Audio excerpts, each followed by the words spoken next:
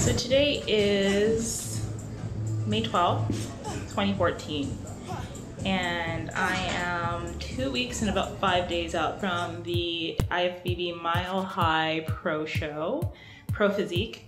I am tired. I am so tired. I think part of it is because last night I stayed up really late just working on my website and doing some client programming. It is the path that I chose, so I never complain about it. I just get up, I do it. I will go to bed earlier tonight to make sure that I'm well rested for the next day.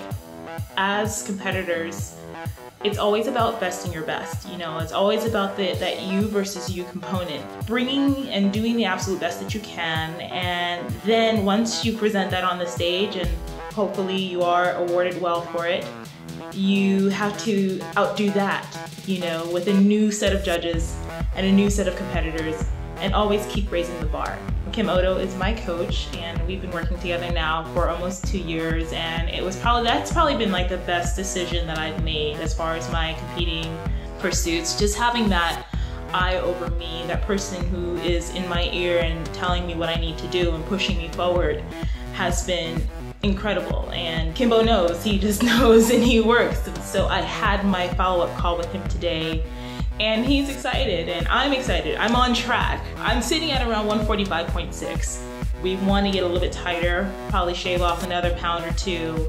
So I've got some work to do. I feel like there's so much more I could be doing, that if I put 100% effort into what I'm doing right now, I can only imagine how much further I can go within the next 2 weeks. So that's my challenge for myself. I always tell my clients the 90-10 rule, you know.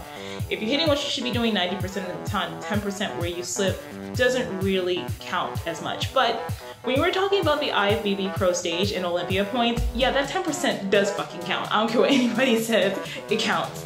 So, whereas I'm probably giving about, I'd give myself the benefit of the doubt to say 90% compliance. And I know that if I push forward to get to that 100%, cross all my T's, dot all my I's, make sure that every single meal is spot on, make sure that all of my workouts are at 100%, which they usually are. The training is like the easier part. That's the easier component. It's just the diet and making sure that I'm sticking to everything that I should be doing.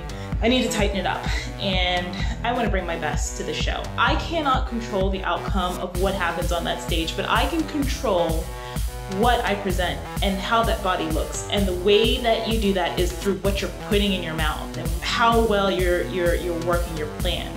So for the next 2 weeks and 5 days, it's about 100%. I am leaving no stone unturned.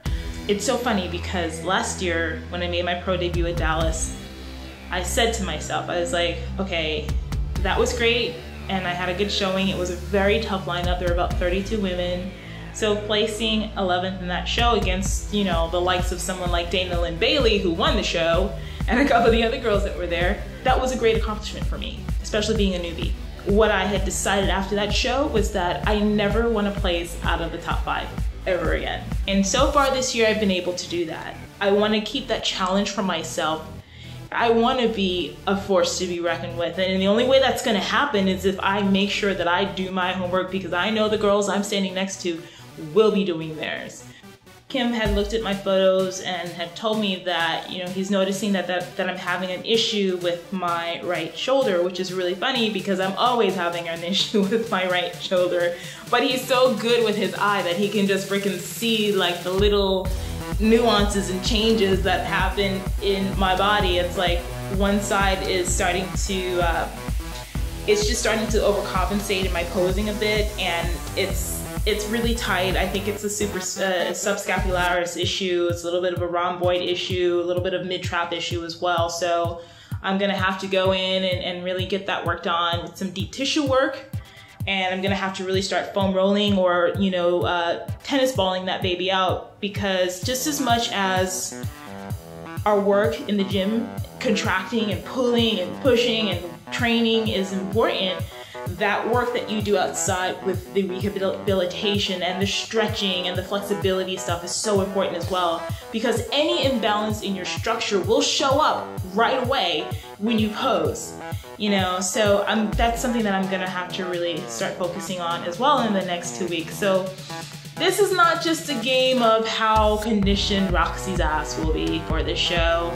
It was also about how much I can actually bring a completely balanced structure with everything coming together, from the diet to the training to the cardio to the massage and flexibility work. So I've got my work cut out for me over the next 2.5 weeks, and it's gonna be crazy.